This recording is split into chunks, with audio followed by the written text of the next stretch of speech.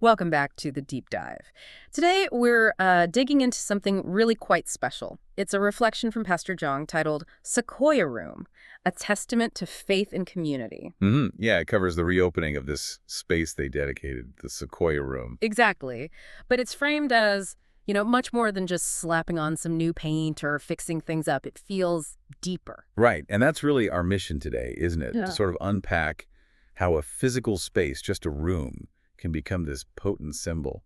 Pastor John's reflection is just a fantastic source for this. It shows how all that collective effort, what was it, 2 years of dreaming, planning, and steady labor, It's 3 years, how man. that transforms a place into, well, a visible sign of something new. It's about more than just the building. Absolutely. That's the stage we want to set. This isn't about decor. It's about what the room represents after all that work, all that shared intention. 50 people involved, Yeah. maybe more. 50 plus people, yeah. It's quite a story of community. So let's dive in. Okay, so Pastor Jeong starts with this line that really grabbed me, that the room feels less like a remodel and more like the birth of something new. Birth. That's a powerful word, usually for, living things. Can a space actually feel like it's been born for a community, or is that purely a metaphor? That's a great question. Mm. And I think it gets right to the core of what's so interesting here. I mean, yes, it's a metaphor, obviously, Sure. but it's a really meaningful one. It points to something real that happens in groups. What's being described isn't just like flowery language. Mm-hmm. It taps into what some sociologists call communal effervescence. Mm-hmm. That feeling when collective energy, shared emotion, focused effort, it transforms a space. Communal effervescence. Okay, yeah, it makes it feel almost sacred, gives it a new identity, you could Yeah. say. The 2 years of dreaming, planning, and steady labor, it wasn't just construction work. It was like a long shared ritual. People Yeah. were pouring their energy, their spirit into this place together. Ah, okay. So the birth is about the meaning changing. Exactly. The meaning fundamentally shifted. It's not just a functional room anymore. It embodies their collective identity, their hopes. It's genuinely something new in spirit, not just in appearance. That makes sense. The journey itself was part of creating that new identity, and that journey involved a lot of people, right? Pastor Jeong is very clear, not the work of one person, but of many hands and hearts. Definitely. How did all those different efforts, different people come together for one vision? Well, it's a fantastic example of what's sometimes called collective efficacy. Okay. It's basically a group's shared belief that, hey, we can actually do this together. We Right. can organize. We can make this happen. It's not just individuals doing tasks in isolation. And the reflection lists all sorts of contributions, doesn't it? People painted, carried, repaired, designed, prayed, and gave generously. Right, a real mix. Exactly. Yeah. It's the diversity that's key. Yeah. You've got the physical stuff painting, fixing side by side with the spiritual support, the prayer, the giving. Psychologically, when people chip in with their unique skills, whether it's swinging a hammer or offering a quiet prayer, they're investing a piece of themselves, Mm-hmm. There, I get it? their identity, their talents, their own stories, and doing that together Yeah. builds huge amounts of what we call social capital. Right, trust and connection. Trust, stronger bonds, a shared story of we did this. Every little act weaves together into this bigger picture, making the whole community stronger, more resilient for whatever comes next. It really paints a picture, doesn't it? Like those community barn raisings or building a playground together. There's a special kind of pride in that. Absolutely. Shared ownership. And maybe just pause for a second here for you listening. Think about a time you were part of something like that, a big group effort. Remember that feeling, that connection, that idea of connection, of strength in numbers, brings us right to that amazing image Pastor Jeong uses, the sequoia trees. They write, like the sequoia trees whose roots intertwine to hold one another through storm and fire, this room stands as a testimony to strength through connection. Wow. It's such a perfect metaphor. And it's actually based on real biology. Oh, really? Yeah, see, a single sequoia tree doesn't have super deep roots on its own, can be kind of vulnerable. But when they grow together in a grove, their roots spread out wide and shallow, and they literally interlock. They graft together underground. Wow, I didn't know that.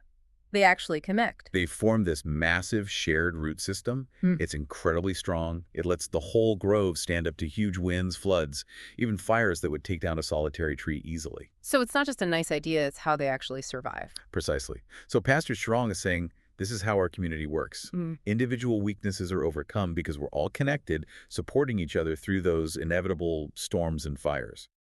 It means the community can handle crises, doubts, personal struggles with much greater strength because they're literally rooted together. It's about mutual support, interdependence. And a feeling of safety, too, I imagine, knowing you're part of that network. Definitely. Psychological safety. Okay, so we have the creation story, the symbolism of the roots. What about the room's actual purpose now? Pastor Jeong calls it a place of safety, prayer, learning, and community. Those seem pretty fundamental for any group gathering space. They are absolutely foundational. But the reflection adds another layer, doesn't it? It says that in this specific space, small acts of love grow into glimpses of God's reign among us. What does that mean in practical terms, glimpses of God's reign? Well, for this community, it seems to translate into making things like compassion, Yeah. generosity, listening, helping each other, making those real, tangible experiences within those walls. So the space is designed to encourage human flourishing. Think about it. Safety means you can be vulnerable. Right. Prayer means connecting to something deeper, finding shared purpose. Learning is about growth. Community is belonging. When you put all that together, the room isn't just passively holding activities, it's actively helping them happen. It's a catalyst. A catalyst. I like that. Yeah, it's intentionally set up to be a place where small kindnesses get amplified, becoming part of the group's whole way of being. The design serves that deeper purpose. So the space itself helps shape the interactions, the culture. That's fascinating. And underpinning this whole 2-year effort, there was a guiding principle mentioned, a scripture. Yes, Psalm 127.1. Unless the Lord builds the house, those who build it labor in vain. That feels like the bedrock philosophy here. It absolutely does. It anchors the whole thing in a sense of higher purpose. But the insight there is actually pretty universal. How so? Well, think about any big project, starting a business, a community initiative, even a personal goal. When people feel they're working towards something bigger than themselves, whether it's a divine call, a social mission, a strong ethical drive, it fuels incredible perseverance. It gives you that why. Right, it's not just about checking off tasks. Exactly. It turns labor into a calling. It builds resilience when things get tough because you believe in the ultimate purpose. You're building on a foundation that's more than just physical. It's intentional. It's meaningful. That really reframes effort, doesn't it? Success isn't just the finished product, but the spirit you build it with. And you really feel that weight, that meaning when Pastor Jeong concludes with, "I am grateful beyond words." That's not just a casual thanks. That feels like the culmination of everything, the struggles, the teamwork, the shared success. Oh, completely. That gratitude speaks volumes about the emotional journey, the late nights, the hard decisions, the sheer relief and joy of seeing it all come together because everyone pulled in the same direction. Yeah. It's the leader acknowledging that this was truly a collective achievement. Right. And when that gratitude is expressed so genuinely, it validates every single contribution, big or small. It cements that feeling of shared success, which is measured in more than just square footage. It's about the strength and bonds.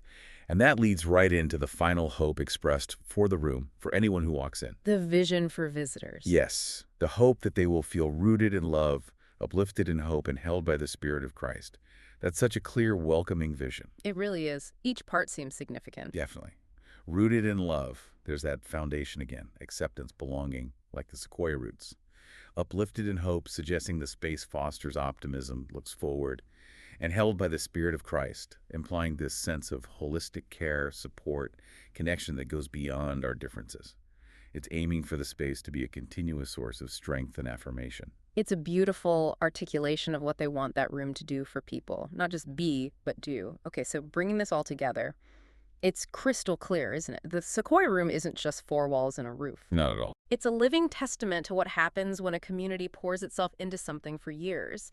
It embodies that Sequoia-like resilience through connection. Purpose is literally built into the place. It really is.